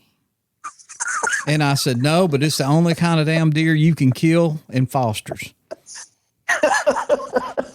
And I remember that. Because I thought he was going to find me. You know, he always threatened that kind of stuff. And I guess maybe he did, people. Yeah. He said, well, are you happy with it? And I said, yes, I am. And that was good enough. He never said another word about it. But I guess I spent enough money with him down there bringing people in and out. So, yeah. Because, you know, he would let me come down and hunt a few days before, you know, my customers come in or whatever. And yeah, he was pretty good about doing he was that. good. And I thought I was going to if I killed, I'd get to kill another one. But I found out real quick, no, when you kill, your hunt's done. Because I had killed. I don't know if you remember. Now I'm going down my memory lane. I was telling Dustin tonight, me and you went and hunted some little bottom one time. I was bow hunting. You was going to film.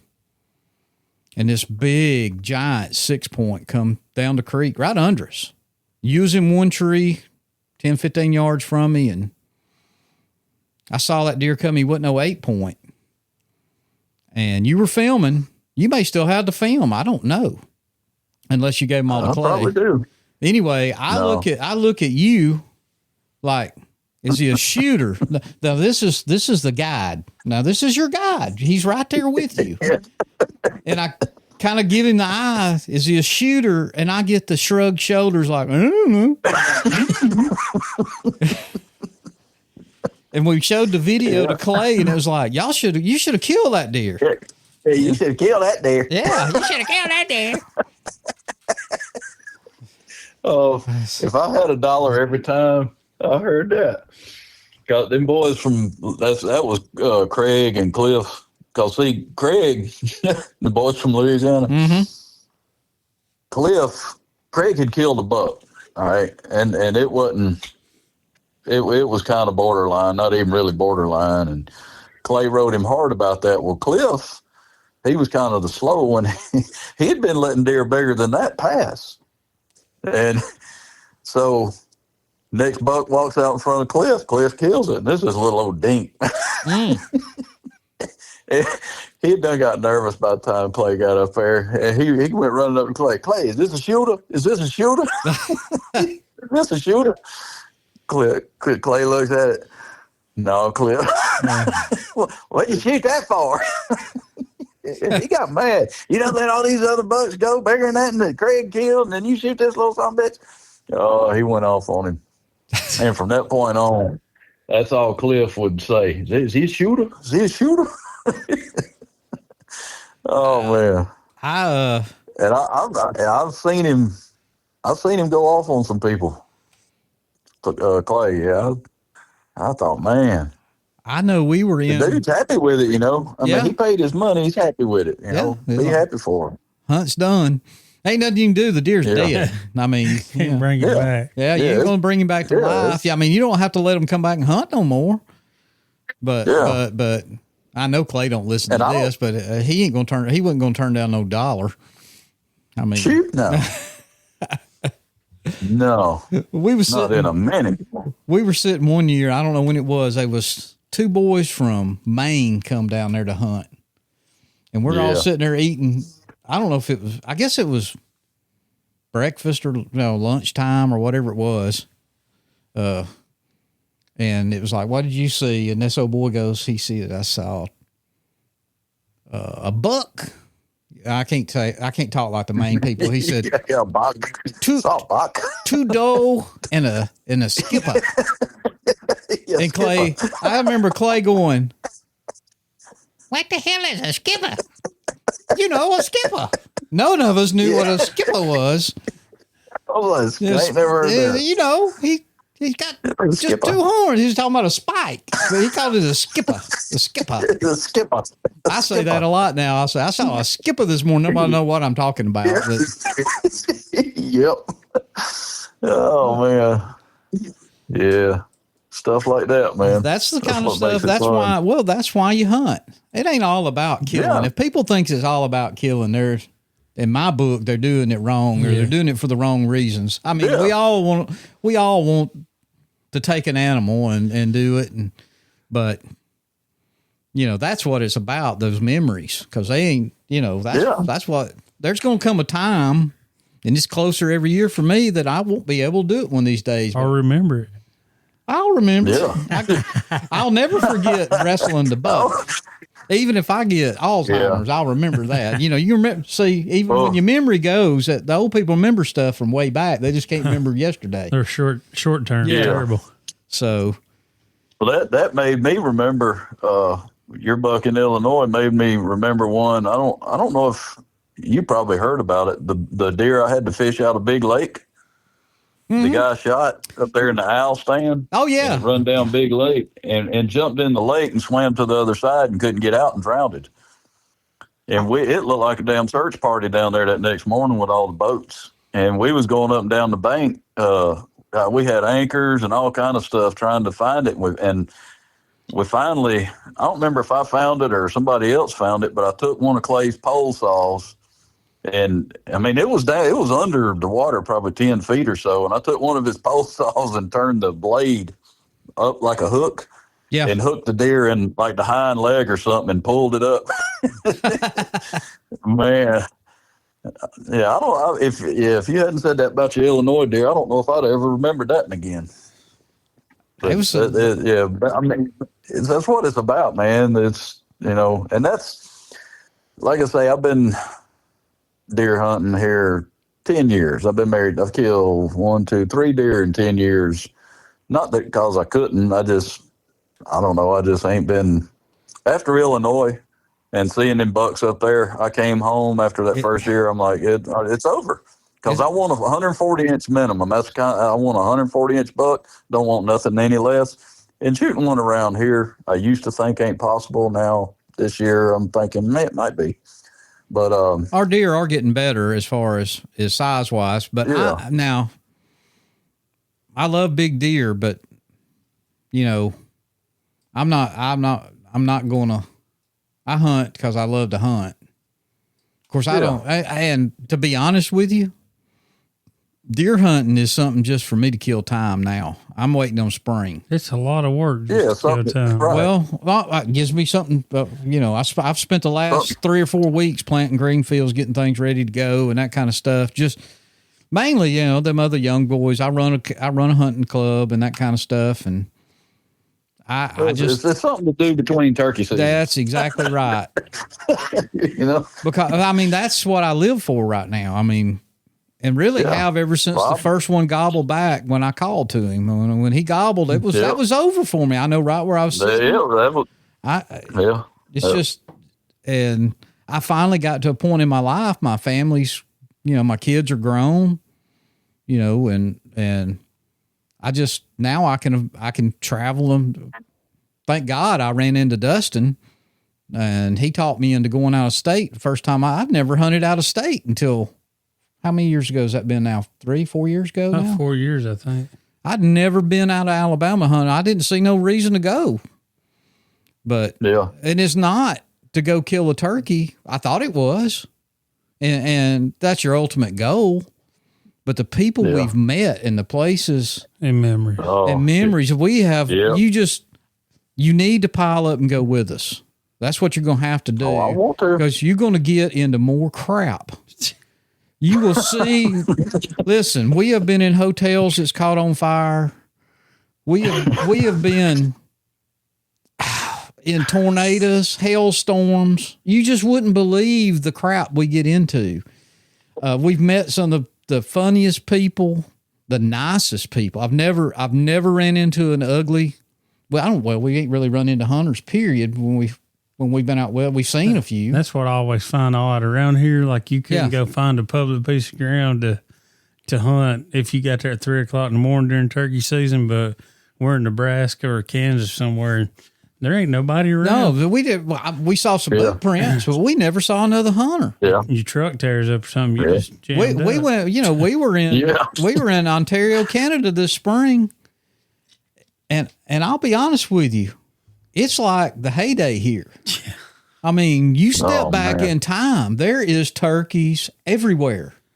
Everywhere. Wow. And we didn't see another turkey hunter. They'd all, even the Amish guy farm was hunting. He had hunted a little bit and killed a turkey, and he was good. Yeah. And I mean, they could kill two, but you know, it was like, you know, the first day we get up there, it was like, change your clothes. We gonna go, you know, it was like 4:00 and we jumped in the truck, and by God, the first field we passed full of hens and strutting gobblers. And he didn't know how serious we was. I'd done unzipping gun cases. Dustin was unzipping his gun case, fixing to load his shotgun. We're in another country. You ain't got to let me out. Just slow down a little bit. He goes, we think he's going to turn in. We're going to go try to, you know, make a play on these birds. And it's like, we can't hunt here. Now, he tried to get permission. This boy knows everybody. And you may see me liking a lot of his name's Steve Elmy. He owns a company called Rack Stacker. And he makes all kinds of deer feed and lures and everything. He's into everything. He bear hunts and he moose hunts and deer hunts. But the funniest thing in Canada that I saw or that I took away was nobody hunts the woods. No. They hunt field edges. Really? They don't even deer hunt the woods. And they got all these beautiful woods. Most beautiful hardwoods you've ever seen in your life. Because we go with the first morning, we heard 3 or 4 gobbling? Five gobbling across this big old, I guess it was a bean field the year before. I don't know. Field or something. And he's trying to call them 600 yards away. They're all the way across this bean field up on the side of the hill. And we make mention somewhere along the way about, you know, what's it look like up over in there. He's never even been over there. And deer hunts that property. Yeah, and he deer hunts it too. Me and Dustin went over there. We found where the turkeys were. We didn't kill one over there, but we found them. I called up a pile of hens. Scratching. Oh my God. We were going to hunt it again. But, yeah, they just, it's a different, I guess they just have a different hunting style up there. I don't know. Yeah. All we were told is just don't tell people that, you know, it's like this up here. Yeah. Yeah. And Wyoming, that's how it was in Wyoming with them guys. You know, they don't turkey hunt the way we do. No. If they come down here to turkey hunt, they couldn't find their ass with both hands. I mean, they wouldn't know even where to start. Oh no. Well, I say that about Midwest deer hunters too. You know, they don't know. I mean, I laugh and we make fun. I make fun all the time. You know, the wind's out of the north, so I approach from the south. Well, not down here where I hunt. First off, you'd have to cross 7 properties that you ain't got permission to go from the other direction if you could get around on it. Or, you know, there's a nice blood trail in the snow. Oh yeah, okay. Blood trail one in pine straw, buddy. Or when those one little. Yeah, when it's just a flick of blood here. Or the leaves are turning, they got some red. Yeah. You want hard turkey hunting or hard deer hunting? Come to the south or the east. Yeah, you know, come down here. Yeah, come on down. Have a good time. That's why. That's another reason about deer hunting. I just don't want to drag 100 miles no more. I can't do it. I'm getting to be an old man. Yeah. I'm getting to be an old man, Donnie. Well, that's one of the reasons. Well, it ain't the biggest reason I quit killing turkeys. It's one of the reasons I don't shoot more deer. I killed that buck last year, but I don't know if I showed you a picture of him or not. He ain't no monster. He's a big old deer for public land here in Alabama, and to shoot him at 10 yards on the ground, you know, that's the type of hunting I like doing. And as far as turkey hunting, you know, it got to the point around here that the last few I killed, as a matter of fact, last one I killed here in Alabama, everybody had hunted him all season. I went down there one morning toward the end of the season, been raining that day before and all that night, and it quit about, 8:00 that morning. And they'd killed, it'd been killed 4 or 5 turkeys off this piece of property, and it probably ain't even 100 acres. And but I thought, well, and I can't remember. I think I went down there that day that it was raining. And I found a big old fresh gobbler track. So I went back that next morning, and after it quit raining, I went down and sat on the edge of this food plot where I'd found this gobbler track coming off the private property onto the public land. And I sat there, I don't know, probably 30, 40 minutes and I got a little scenario that I do, like a hen, and then a few minutes later, another hen answer, and then they get together and amp it up a little bit and then just shut up. And I sat there, I don't know, 15, 20 minutes, and that son of a gun gobbled on the hill back up behind me, and I just swapped my gun from my right shoulder to my left shoulder because he was coming behind me down my right side. And I turned the video camera around, set the zoom, all that, focus on it. And he walked right out 25 yards to the right of me, and I put that red dot on that head. Yep. And after that turkey, I thought, well, daggone, there's a few days left in the season, but that was the last turkey. And I didn't even know about him until the day before, but that was the last turkey I knew of to hunt. Some of the land I hunted, 6 years ago when Tanya, my wife, used to go with me. Mm-hmm. You could stand at the truck and hear a half a dozen turkeys gobble. In the last 2-3 years, there's not a turkey to be found down there. They're not there. And so I thought, well, crap, man, I'm going to do my part saving the population. I'm going to quit killing them.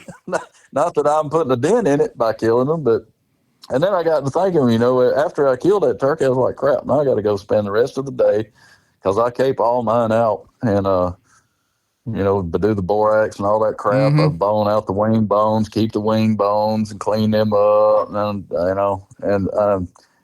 After you done killed the turkey, and that's just a lot of work. Yeah, it is. Oh, man. So 2 years ago, I decided, I got to listening to Denny Gova's podcast where he don't shoot them no more. And he just videos them. And I thought, well, I'm going to do that. And 2 years ago, I called some in and videoed them. Thought, well, cool, I could have killed them. Didn't. Some people say, well, if you didn't kill them, you can't say you could have, but I could have killed them. And I think I could anyway. But, that night I was thinking, well, where am I going to go hunt now? There's only 2 turkeys I knew of. I thought, shoot, I'll go back down there. I went back next morning, videoed them again. And so that's the way I've been doing it and I called in 2 years ago, I called in 6 to within 40 yards. This past season, I think I called in 5 to within 40 yards. As far as I know, none of those turkeys have got killed.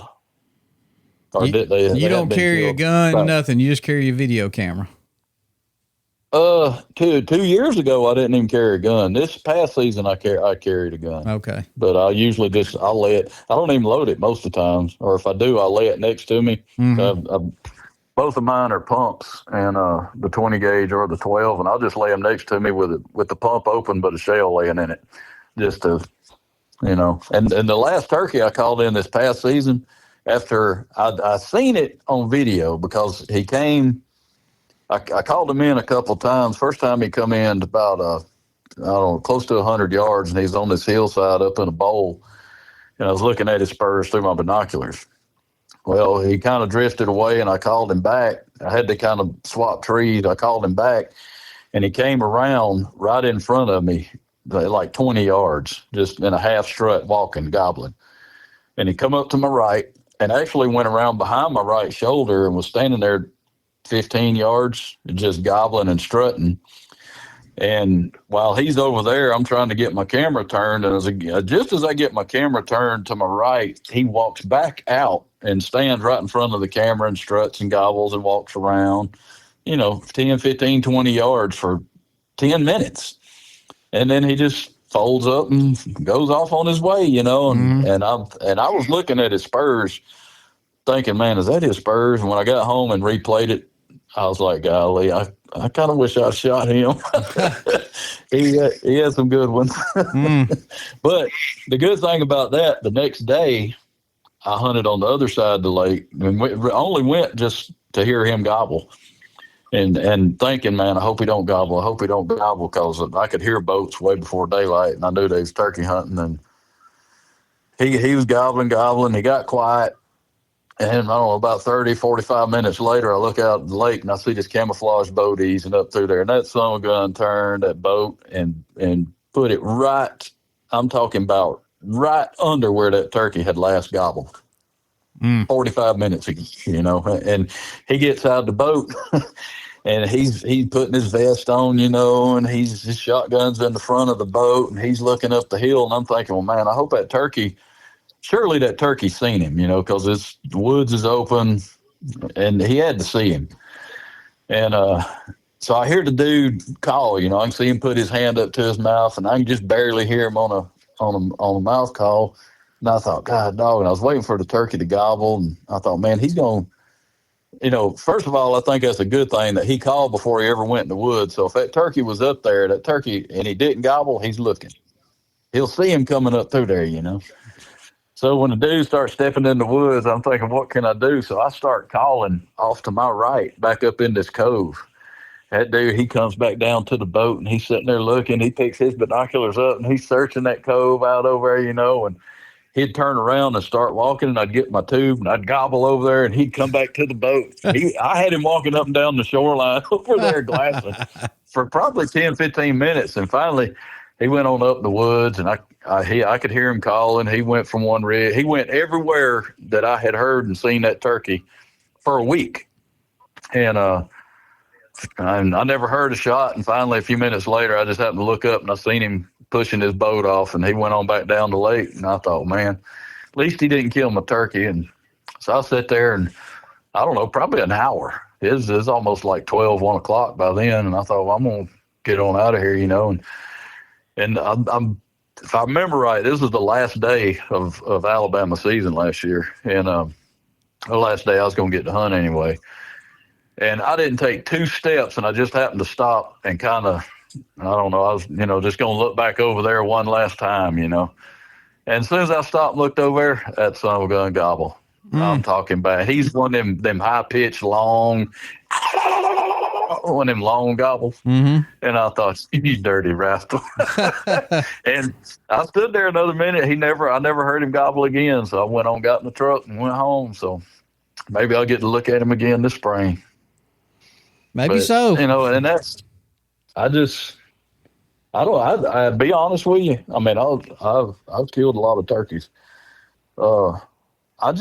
I get more, at least as much enjoyment out of just calling them in. I think it's made me, I hate to say made me better, but I approach it different. I don't worry about my setups as much, you know, as far as getting a shot. And now I'm more, I try to set up to where I can get them within 40 yards and get them on video and not necessarily have to worry about shooting through them bushes or whatever. But it's changed the way I hunt and approach it. And I feel like I have more luck. I mean, I call in more hens. I call different. I don't know. It's changed the way I turkey hunt. And I mean, I love it. It don't break my heart at all to call one in. And I know old time hunters used to say it's a sin to call one in, not kill him. But I always heard if you call him in one time, don't kill him. You just made him harder to call in the next time. But I've called them in 2 or 3 days in a row using the same call. I think sitting in the same place. I think people tend to make a turkey smarter than what they are. Oh yeah. I mean, and I used to be the world's worst or best at that. Shoot, guy I hunted with in Georgia that died a few years ago. He told me one day, he's like, man, we had these turkeys come in on us one evening, and we sat in there, and they went to roost out there about 100 yards in front of us. We had to sneak out, and we were whispering and everything, and we had to walk about 200 yards across a clear cut, about 100 yards up a dirt road, and get in the truck, and then drive back to camp. Well, we done all this, and we're pulling into camp, and we're still whispering to each other. He looked at me, he said, why are we whispering? I was like, hell, I don't know. I guess we used to it, you know. And he's like, you know, by the time me and you get done with a turkey, that son gun got more college degrees than any man ever walked the face of this planet. I was like, yeah, we make them smarter than what they really are. But I don't know. That's like deer hunting. Just the way, not necessarily wanting to kill one, it's changed the way I've hunted. And this has just happened in the last few years. for the deer and the turkey for me. It just, I don't know. I think it's made me less cautious, or I don't know. Yeah. I don't invest as, it's almost like I don't invest as much into it. Because to me, if I go hunting, like the other morning, I had some chipmunks and squirrels. I had a chipmunk almost sitting on my boot, poking water oak acorns in his mouth. To me, I mean, I was happy. That was a successful morning. Yeah. You know, I don't know how many more of them I'm gonna get, and it's just stuff like that. You get to see what God made and how it lives. That's true. Without human. That's right. And so many people miss it because they get caught up on, he didn't make 140, he needed another year, or his spurs are only an inch long, or that's just a 2-year-old turkey. I mean, it ain't about all that no more. Not for me. Well, I think that's the whole point of a hunter when they reach that maturity. I don't know what you call it, but I call it that. I mean, I'm kind of that way.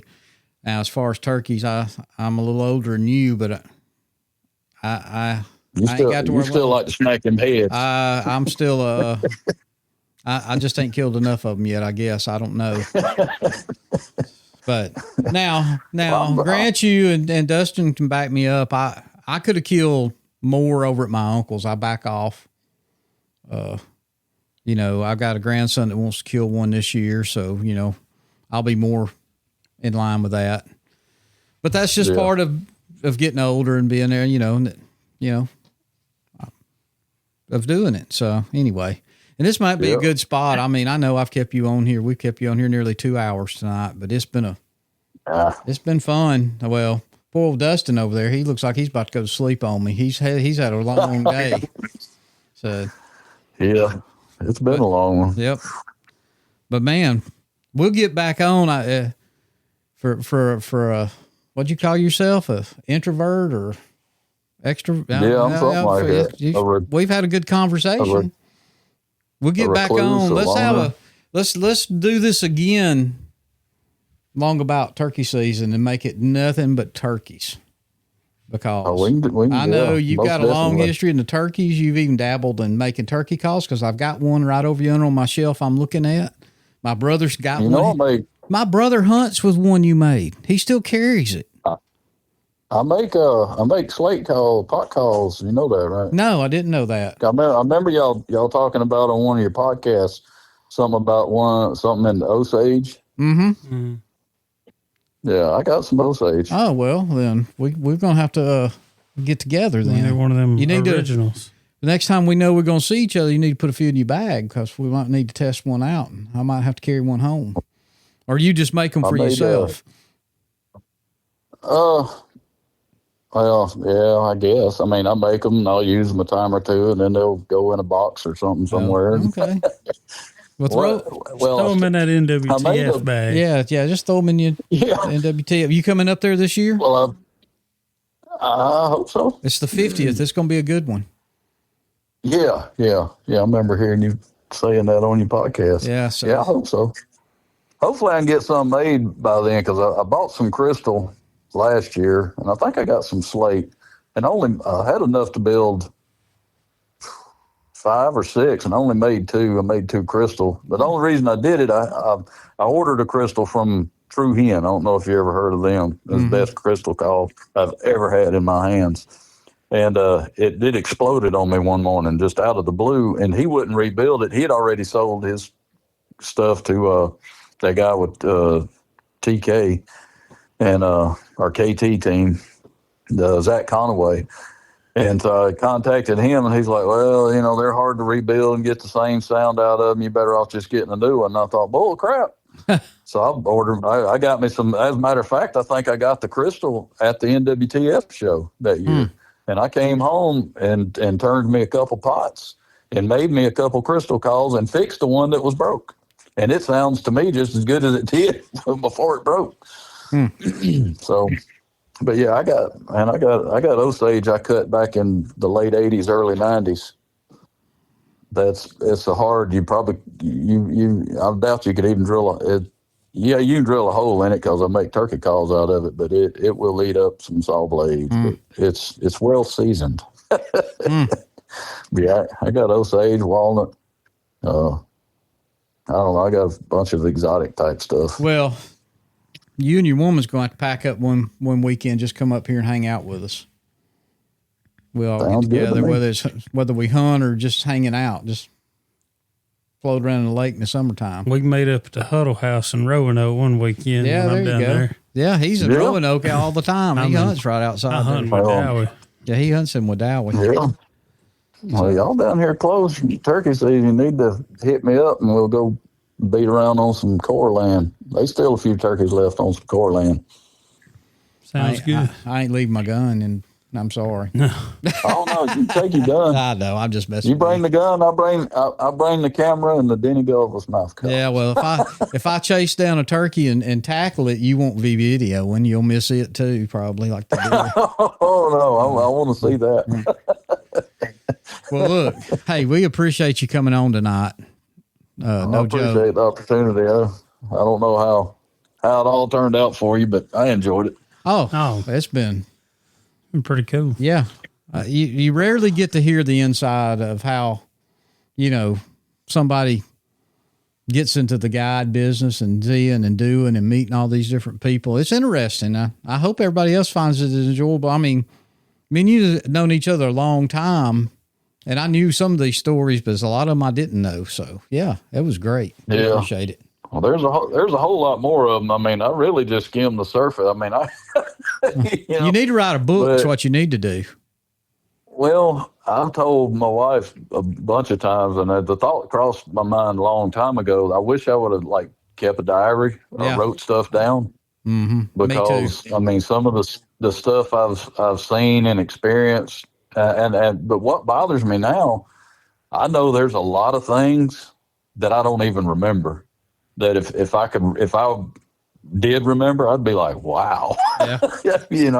But I mean, and kind of, I was like, I should have wrote a book, not something to sell or for somebody else to read, just more or less for me, or show my grandkids. That's right. They'd be like, man, Papa had to walk through snow up to his butt, and yeah. There's all kind of crazy stuff. But that's what's made it fun. Yep. I hadn't, I guess in some people's standards, I wouldn't be considered successful, but it's, it's what I always wanted to do. And I made a living at it for 20 years, 25 years. Yeah. And enjoyed it. I say it's a success. And I consider where I'm at now in life just the icing on the cake with the family I got, my grandkids. Mm-hmm. I mean, I don't know because I ain't no religious man, Christian. I go to church sometimes, read the Bible sometimes. Don't live like I should, but God has blessed me and continues to bless me just, and I'm like, man, I don't know why, but I'm enjoying it. Hey, we appreciate it. We're going to call it here and make a turkey part 2 turkey come spring toward spring or dead of winter when we're so stir crazy. Because long about Christmas, my thoughts turn to nothing but turkey hunting. So exactly, that's when the Lovett Williams CDs start getting played here. The Spitting Feathers and all the turkey vocalization videos. There you go. The slate calls start getting the dust knocked off of them. Yep. Well, good deal. Well, Donnie, we appreciate it. Oh, I appreciate it, man. It's good talking to y'all. It may not turn out to be nothing, but that's all right. I had fun. I'll let you know too whenever it's going to come out. I mean, we're a few ahead, so it gives me time to get some editing done, and we're not always under the gun. Yeah. So if I had done that, I don't know. I'd probably be I don't know if I'd be I wouldn't be asleep yet, but I'm going to get up and go hunting in the morning. There you go. Well, shoot me a doe or poor old Dustin. He's got a 40-minute ride to get home. So, oh, good Lord. So he's ready to go. Yeah, I think he is. But anyway, hey, we appreciate it, buddy. And, all right, man. Anytime. We'll talk to you real soon. All right. All right. All right. Y'all have a Wow. I've known that man nearly 40 years. Well, not quite that long, 30 and learn years. something new about him every day. I mean, I knew he was a guide, and I know he's a big turkey hunter. And I didn't realize, just because I've met him through you and talked to him a few times, I didn't realize he had guided for 20 plus years. Yeah. I mean, it made it like it was a living for him. He's one of these guys that's lived his dream. Right. Really, I mean, he done it right. He didn't have, he started this when he was 18 or 19 years old and didn't have the responsibilities and the bills. That's right. That's, if I was a young man, well, I mean, Tristan sounds like he's kind of on that path too. When we talk to him, I mean, he's taking that in college and all that. So, well, it's interesting. I mean, I enjoyed it. Oh, I mean, yeah, absolutely. Just hearing somebody's story and,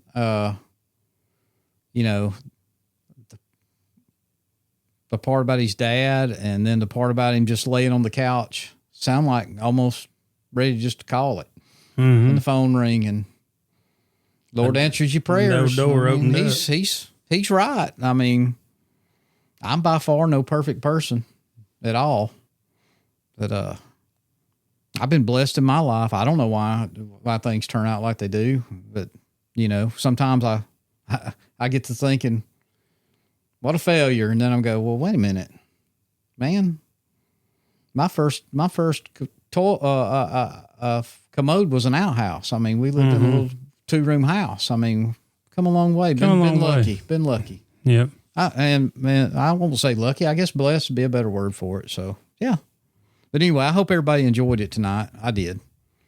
If you didn't, well, let us know. We'll try something different. Well, you know what? Oh, if they didn't, they wouldn't be here 2 hours later. So anyway, you got anything? No,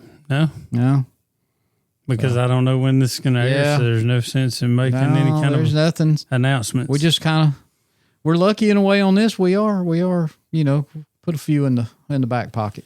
Never know when somebody's going to get sick. Cold weather's coming. That's right. Good deal. We may need to run to the deer camp for the week. Exactly.